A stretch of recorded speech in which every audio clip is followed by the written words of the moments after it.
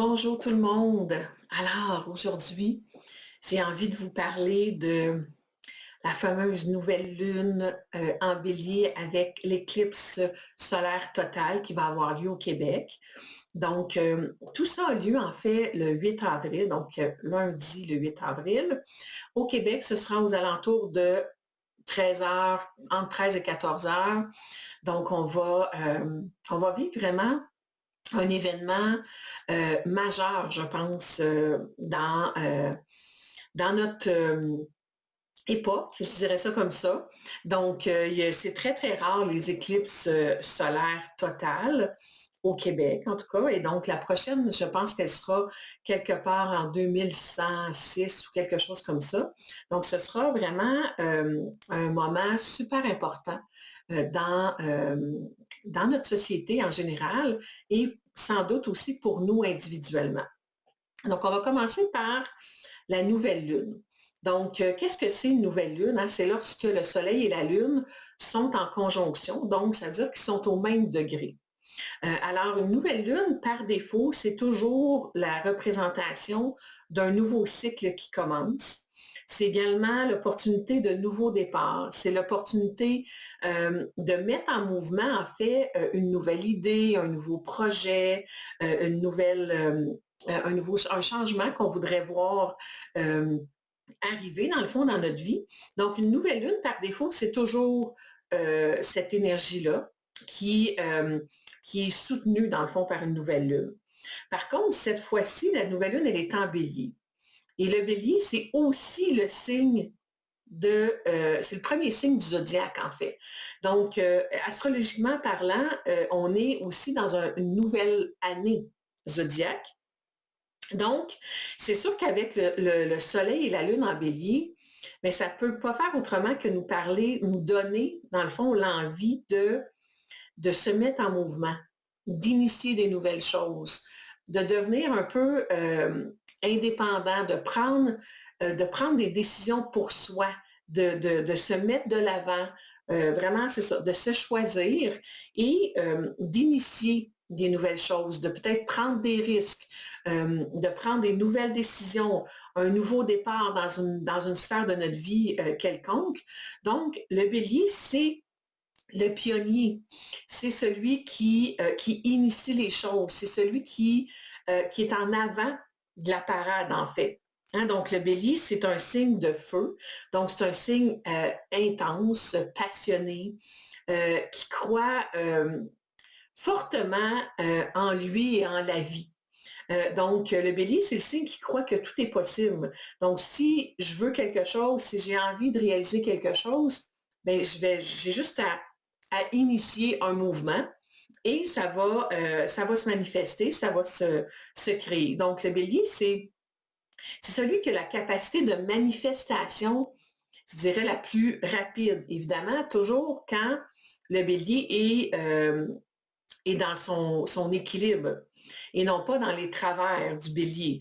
Mais somme toute, le bélier, c'est un signe, c'est un conquérant, c'est le guerrier, la guerrière en nous. Donc, c'est celui qui a envie de se relever les manches et de défendre, dans le fond, ses idées, défendre ses opinions, euh, de se battre pour ce qu'il a envie de voir se réaliser dans sa vie. Donc, c'est un signe quand même qui peut, dans certains travers, être un petit peu impatient. C'est un signe où on peut avoir une forme d'impulsivité. Parce que c'est sûr qu'une énergie de feu, par défaut, c'est une énergie où on a envie là, de vraiment être en action. Donc, l'inaction, l'inactivité, c'est pas vraiment la tasse de thé des signes de feu.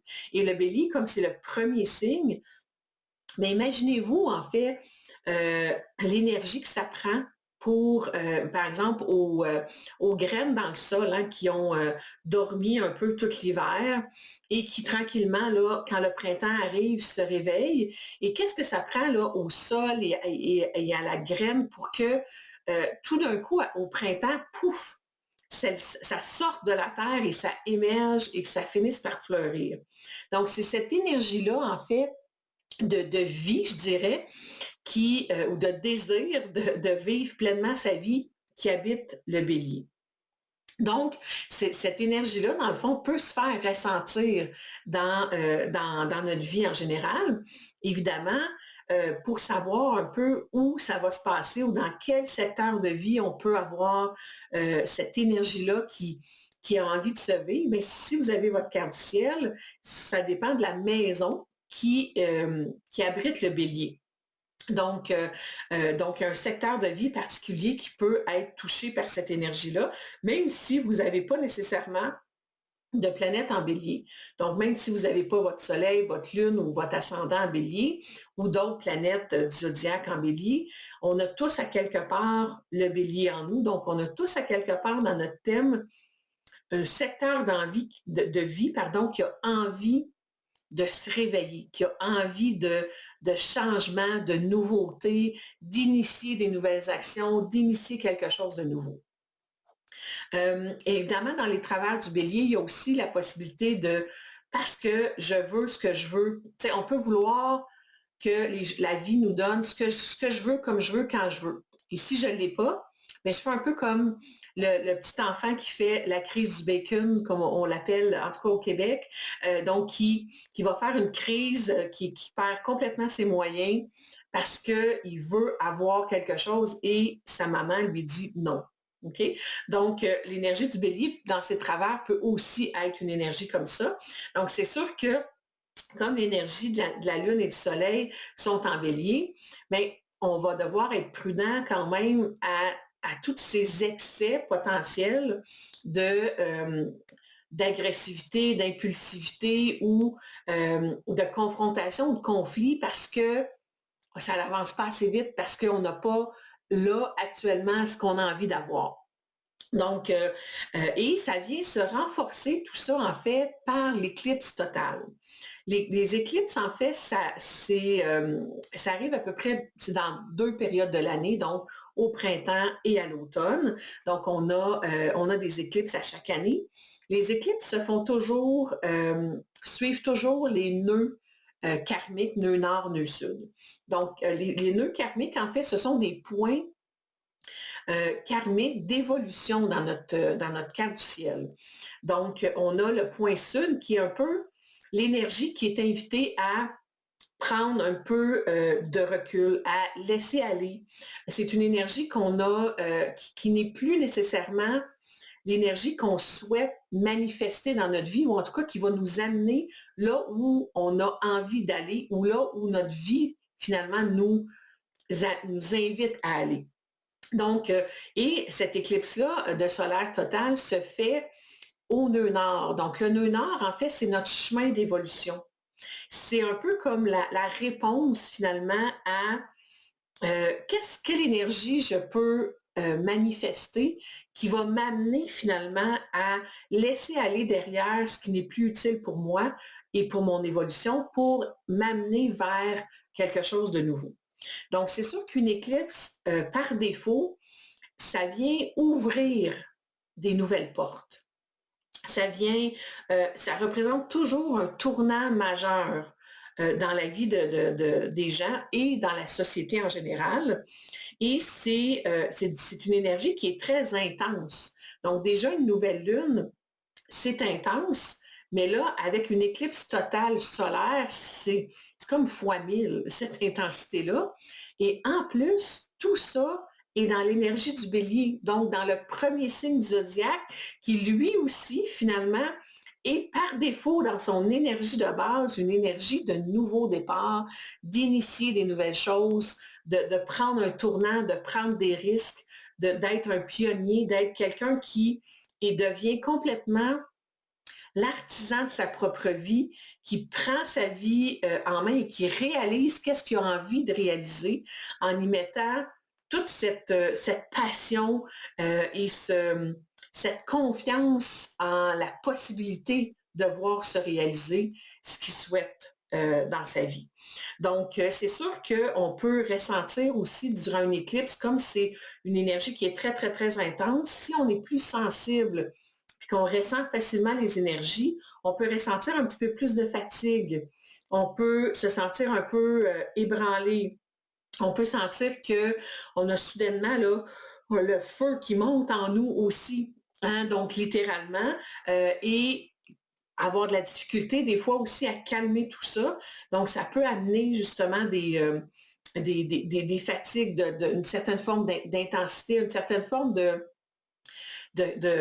j'aurais le goût de dire, comme de chaos un peu, là, où là, on a l'impression que tout va vite, mais en même temps, peut-être pas exactement de la façon qu'on souhaiterait que ça arrive. Donc, si on parle d'une éclipse, mais solaire, donc qu'est-ce que ça représente? Donc, le soleil, dans le fond, dans le zodiaque, représente notre conscience. Ça représente notre identité, notre essence. C'est vraiment qui on est réellement dans la vie.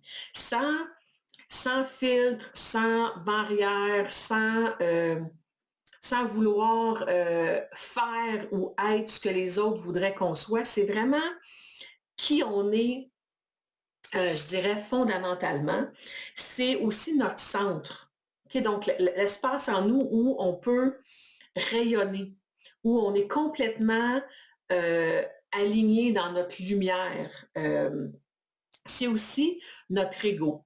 Donc, ce qui nous pousse, dans le fond, dans l'action, ce qui fait en sorte qu'on a envie de réaliser des choses dans la vie, hein, parce que l'ego, c'est pas que nuisible, au contraire, ça nous en prend pour avoir envie de se lever de notre divan à la maison et de se mettre en mouvement, en fait.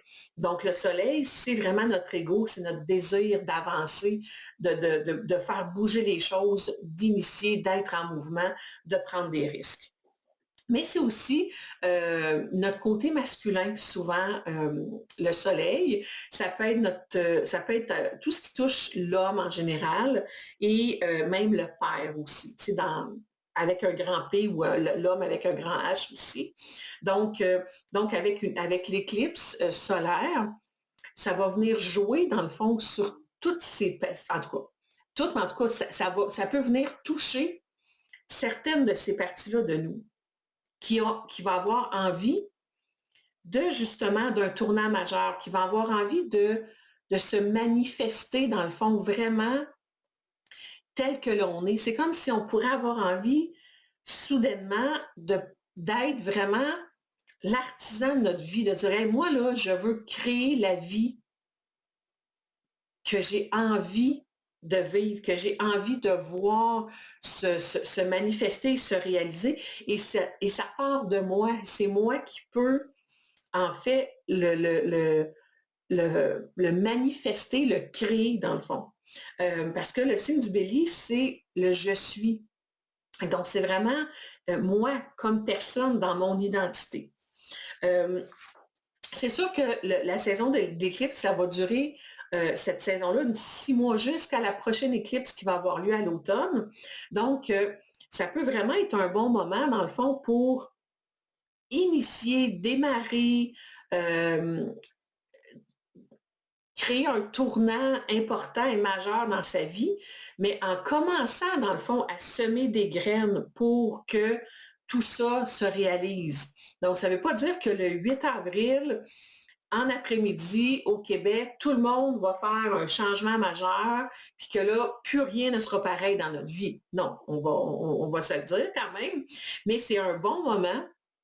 Si on a à mettre en action quelque chose, si on a à poser justement une action, prendre une décision quelconque, ça peut être un bon moment pour commencer à faire des premiers gestes, des premiers mouvements vers ce qu'on a envie de voir changer dans notre vie, mais de façon importante. Et tout ça, en fait, en plus, le Soleil et la Lune, c'est conjoint au même degré exact que de Chiron. Donc, Chiron, c'est un astéroïde. Chiron, c'est le guérisseur blessé. C'est l'éveilleur de conscience. C'est la partie sage en nous. Donc, c'est celle, en fait, qui possède la sagesse ancestrale. C'est celle qui possède, à quelque part, les connaissances avec un grand C. C'est vraiment aussi l'espace en nous où on a la possibilité de guérir ou de s'auto-guérir soi-même de notre plus grande blessure. Parce que là où Chiron est dans notre thème, ça nous parle de notre plus grande blessure. Et là, actuellement, Chiron en bélier, dans le fond, la blessure de Chiron en bélier, c'est une blessure qui parle du je suis, qui parle de se donner le droit, en fait, d'exister tel que l'on est. C'est un peu comme si on avait besoin de légitimiser ou légitimer, en tout cas, vous comprenez ce que je veux dire, euh, qui on est, notre existence proprement dit. C'est aussi la possibilité de s'accepter, de s'aimer profondément, sans compromis, sans s'identifier au regard de l'autre, sans vouloir plaire à l'autre, mais tout simplement en étant soi. C'est aussi la possibilité de croire en nous, de créer notre vie, de croire que tout est possible, de s'affirmer également. Donc, donc, avec la Lune, le Soleil et Chiron en conjonction, en plus du fait qu'on a une éclipse du nœud nord, donc qui est aussi à quelque part une éclipse, je dirais, de guérison, parce que c'est le chemin d'évolution. Donc, c'est vraiment la possibilité le nouveau départ, là, il est amplifié fois 1000 à ce moment-là parce que toutes ces énergies-là sont dans le premier signe du zodiaque, sont dans l'énergie pure de la nouveauté, du nouvel élan d'initier les nouvelles choses. Fait que là, j'imagine que vous avez compris parce que ça fait plusieurs fois que je l'ai dit depuis le début, mais c'est vraiment cette possibilité c'est une réelle possibilité qui nous est donnée de guérir quelque chose à l'intérieur de nous. Euh, et ce quelque chose-là, on va le savoir, dans le fond, si on a notre thème de naissance, on peut savoir dans quel secteur de vie le bélier va se manifester. Et donc, ben, en fait, dans quelle maison est habitée par l'énergie du bélier. Et donc, c'est dans ce secteur de vie-là qu'on va pouvoir, dans le fond, vraiment vivre, je dirais, cette possibilité de guérison de quelque chose. Tu sais, ça peut être, par exemple, si le bélier, c'est votre ascendant, bien, ce serait sur votre chemin de vie. Il pourrait avoir un tournant majeur, une guérison réelle par rapport à comment vous vous présentez dans le monde, par rapport à votre façon d'avancer, votre façon d'être dans la vie. Ça pourrait même représenter une guérison au niveau physique, par exemple, de quelque chose que vous avez, d'une problématique que vous avez qui est dans votre corps physique et qui est la réelle possibilité de se mettre en action pour, je dirais, transcender cette problématique-là. Ça peut également être, si c'est votre bélier dans la maison 4, qui est le secteur de vie qui parle du foyer, de la famille, de notre lieu de vie, de nos racines, de l'intergénérationnel, de tout ce qui touche notre monde intérieur. Donc, ça pourrait être la possibilité de guérir quelque chose en lien avec ça. Ça peut être également, si c'est dans une maison qui parle de notre vie professionnelle ou de notre carrière ou de notre travail au quotidien, ça pourrait être une réelle possibilité, dans le fond, de finalement trouver ou faire quelque chose qui correspond vraiment à qui on est professionnellement parlant. Ça pourrait être l'occasion de démarrer complètement un nouvel emploi, de partir à son compte, de réaliser ou de mettre en mouvement un projet professionnel. Ça fait longtemps qu'on a envie de voir se réaliser. Ensuite de ça, si c'est dans une maison qui parle de créativité, mais ça pourrait être le bon moment pour pouvoir trouver une nouvelle façon d'exploiter notre créativité ou de pouvoir enfin, finalement, exploiter notre créativité de façon à ce qu'elle, par exemple, elle donne des résultats, de façon à ce qu'elle puisse, par exemple, me permettre de gagner ma vie, qu'elle puisse me permettre vraiment d'être reconnu, d'avoir un certain succès. Si c'est dans une maison qui parle davantage de travail intérieur, de blessures, de transformation profonde qu'on a à faire, mais ça pourrait être une belle occasion justement pour arriver à trouver des solutions à des souffrances qu'on porte pour nous amener vers un lâcher-prise ou le deuil, en fait, d'une partie de nous qui était souffrante pour laisser de la place à une partie de nous beaucoup plus joyeuse, amoureuse de soi, épanouie dans la vie. Ça pourrait aussi être l'occasion d'obtenir ou de mettre en mouvement quelque chose qui correspond à nos aspirations, à ce que j'ai envie, à mes plus grands rêves, à mes grands espoirs dans la vie. Donc, voyez-vous, c'est la possibilité selon le secteur de vie dans lequel votre bélier est et que l'éclipse va se vivre, de réellement apporter un changement important. Ensuite de ça, Mars, c'est la planète en fait qui est la maître de tout cet événement-là, en fait, parce que Mars, c'est le grand boss, en fait, du bélier. Donc, Mars est actuellement en Poisson et il est conjoint, dans le fond, à Saturne. Donc, c'est sûr que, tu sais, Mars en bélier, normalement, c'est le guerrier ou la guerrière en nous qui veut conquérir le monde, qui veut, tu sais, défendre ses idées, se battre pour réussir sa vie. Là, en Poisson, ça vient freiner un petit peu l'élan du bélier.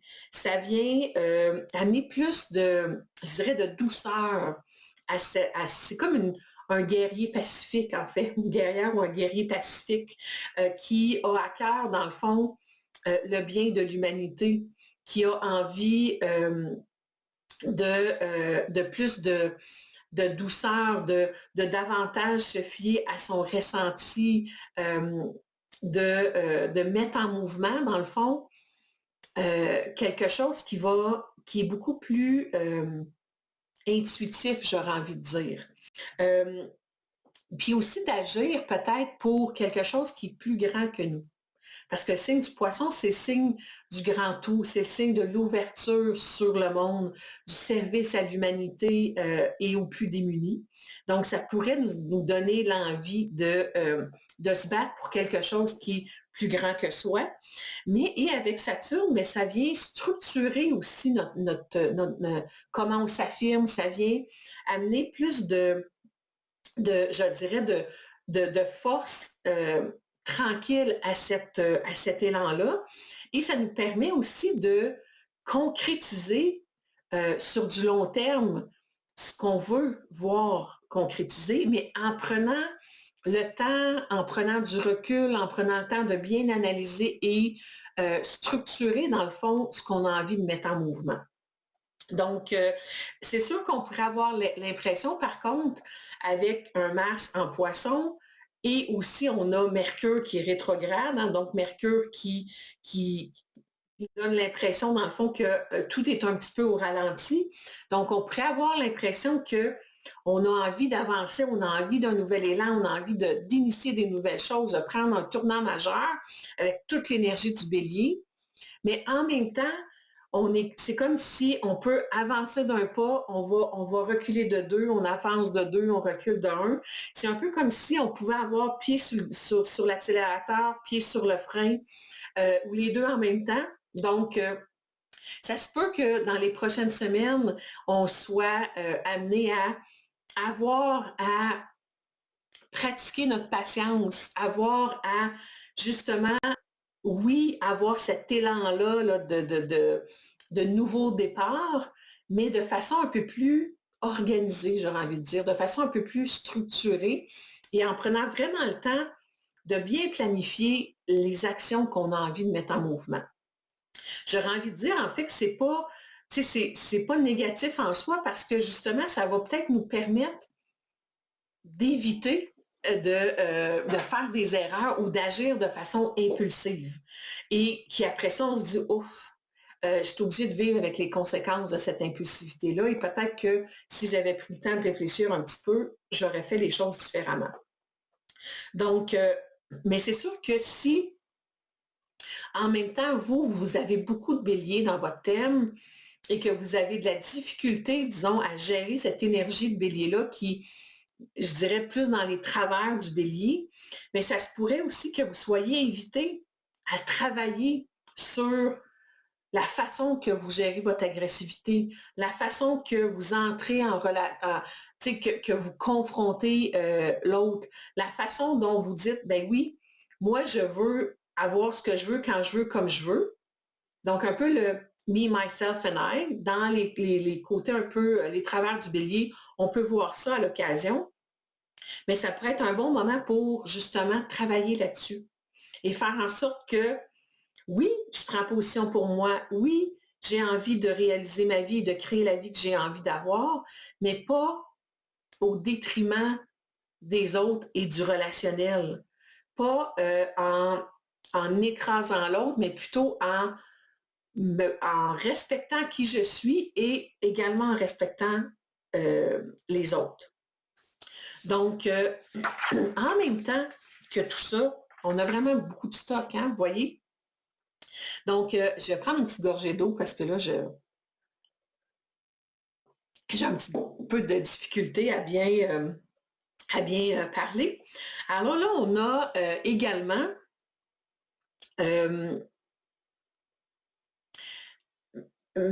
Uranus et Jupiter qui vont être en conjonction exacte aux alentours du 20 et 21 avril, mais qu'on peut déjà commencer à ressentir, dans le fond, l'énergie de cette conjonction-là. Et ça, c'est un des grands événements aussi de l'année 2024, parce que c'est le début d'un cycle de 14 ans. Donc, la conjonction de Uranus et Jupiter en taureau se fait une fois par 14 ans.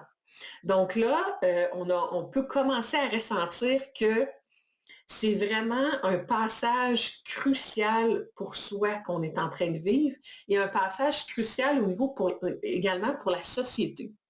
Donc, ça vient renforcer toute l'énergie de cette éclipse-là parce que c'est comme si tout ce qui sera semé dans les à partir de, je disais, mi-mars jusqu'au début du mois de mai, là, tout ça, tout ce qui va être semé, puis encore plus dans les prochains mois, va se déployer, va pouvoir se vivre, va se mettre en mouvement, dans le fond, pour les 14 prochaines années.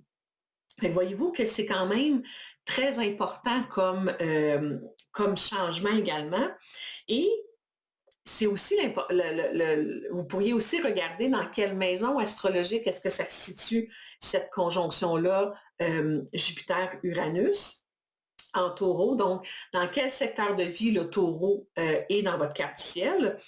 Mais je vais quand même vous donner des exemples justement de à quoi ça pourrait ressembler.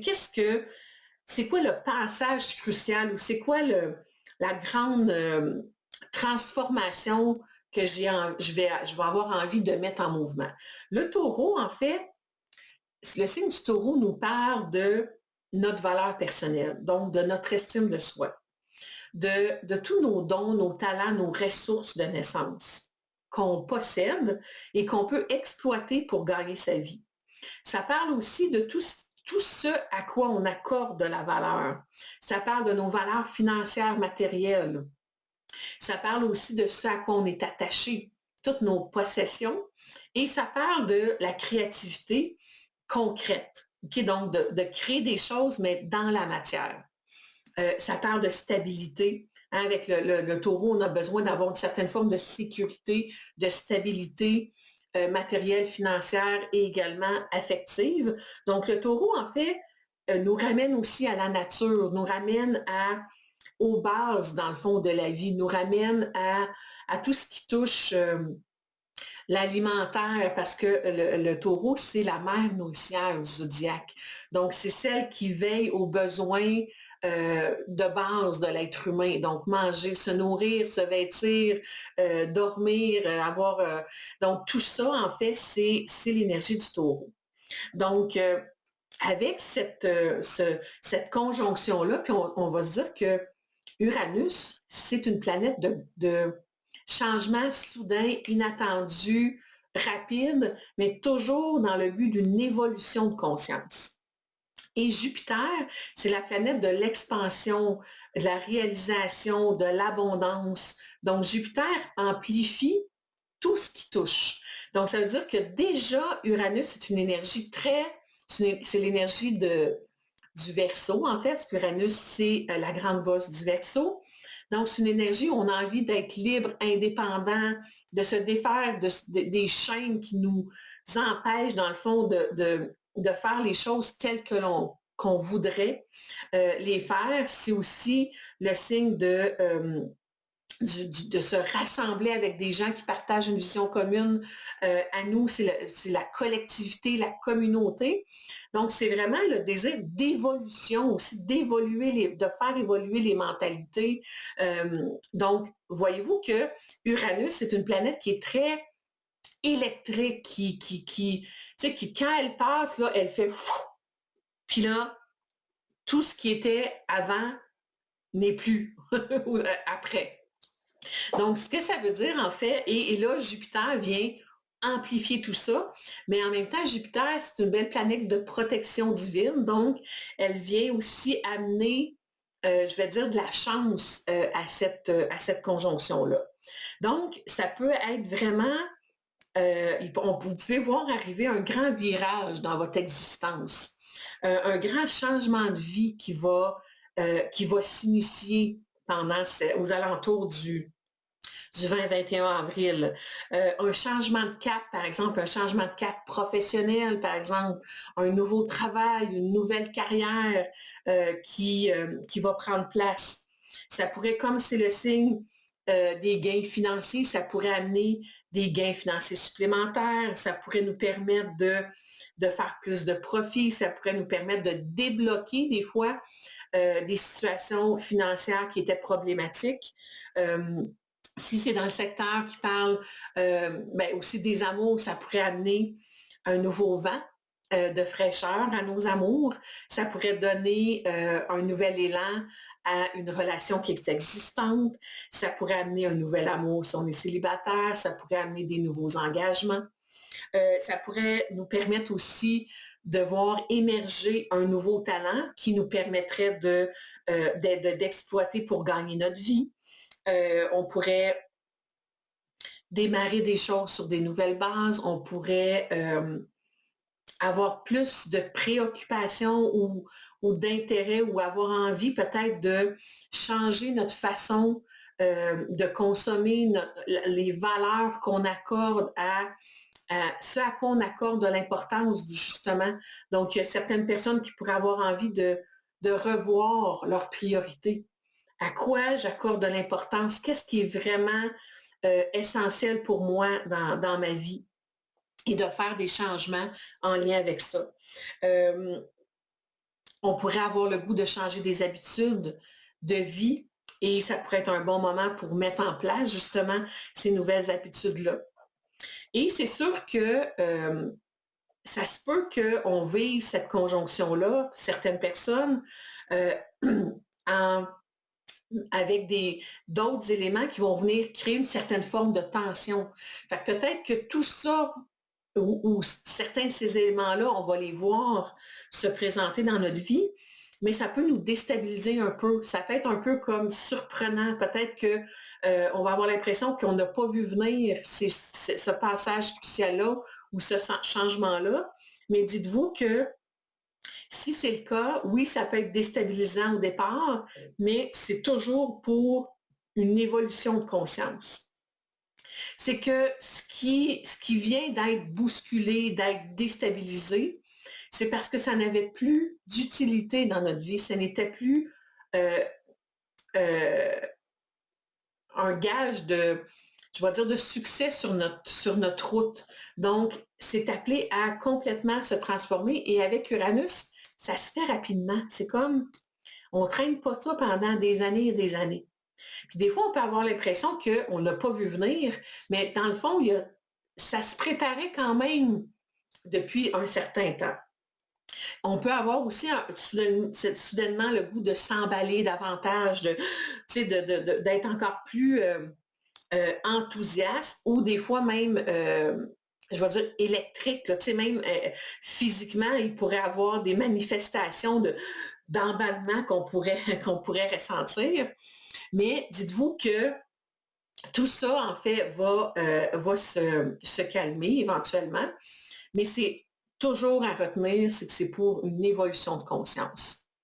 Et plus on résiste à ces passages et à ces transformations-là qui sont demandées, plus on va avoir de la difficulté, plus ça va être pénible à vivre, plus ça va être souffrant, parce que de toute façon, le changement va arriver quand même. Donc, vaut mieux suivre la vague que d'aller à contre-courant et finalement s'épuiser, puis que le résultat soit qu'on va quand même devoir faire ce passage qui est demandé. Évidemment, là, on a parlé beaucoup au niveau personnel, mais au niveau de la société, en fait, ça va être la même chose. Donc, on pourrait voir des courants de rébellion, de revendication. On le voit dernièrement, là, les agriculteurs qui se manifestent, qui veulent défendre ou en tout cas avoir des conditions plus acceptables. Il peut tout ce qui est aussi la guerre, les conflits, hein, avec toute l'énergie de l'éclipse qui est en bélier, peut-être que comme société, on va tranquillement se poser des questions sur est-ce que c'est encore un mode de fonctionnement qui est utile, qui nous amène là où on a envie d'aller comme société, ou ce ne serait pas plutôt désuet. Donc, tout ça, tranquillement, peut aussi se vivre au niveau de la société en général, mais définitivement, l'année 2024, le printemps 2024, encore plus spécifiquement, c'est un moment chargé d'énergie nouvelle, de déstabilisation, mais toujours dans un objectif de vraiment, tu sais, des fois, on a un pied, on a un pied dans la porte, puis on en a un à l'extérieur. C'est un peu comme si, actuellement, dans la société, on est vraiment invité à faire le saut, à mettre les deux pieds à ouvrir une nouvelle porte et à vraiment dire oui à cette nouvelle énergie-là qui veut s'installer et qui va s'installer, qu'on le veuille ou non, en fait, dans nos vies et à aller chercher en nous, justement, si c'est des moments plus difficiles, si on trouve ça un petit peu plus challengeant de vivre ces énergies-là, d'aller chercher le guerrier, la guerrière en nous pour se battre, en fait, pour arriver à bien faire ce passage-là. Évidemment, tu sais, on peut utiliser tous les outils qui sont disponibles aussi avec Chiron, hein, dans toute cette dynamique-là qu'on voit avec l'éclipse. Ça parle de tout ce qui est la médecine alternative, de toutes les approches alternatives. Donc, on peut se faire aider, on peut se faire accompagner dans ce passage-là qui peut être des fois déstabilisant et intense à vivre. Et, et on peut même, tu sais, pourquoi pas, des fois, se réunir avec des gens qui partagent un peu cette même intensité-là et trouver ensemble, finalement, des pistes de solutions pour prendre ce tournant-là et faire et passer à travers le courant, dans le fond, dans lequel on est, avec plus de force, plus de confiance, plus de courage aussi pour vraiment passer à une autre étape dans notre vie, dans le secteur de vie qui est propre à votre carte du ciel où Bélier, Taureau, je dirais, se vit actuellement. Alors voilà, ça c'est pour l'énergie de l'éclipse du 8 avril. Donc je vous souhaite de la patience, je vous souhaite de de connecter, dans le fond, avec cette force intérieure là que vous avez, dans le respect de vous et de l'autre, pour que ce passage se fasse avec le plus d'harmonie possible, mais euh, je dirais de guérison favorable pour vous dans le secteur de vie qui sera touché par ces éclipses-là, cette éclipse-là et la conjonction Uranus et Jupiter. Alors, je vous embrasse et je vous dis à la prochaine.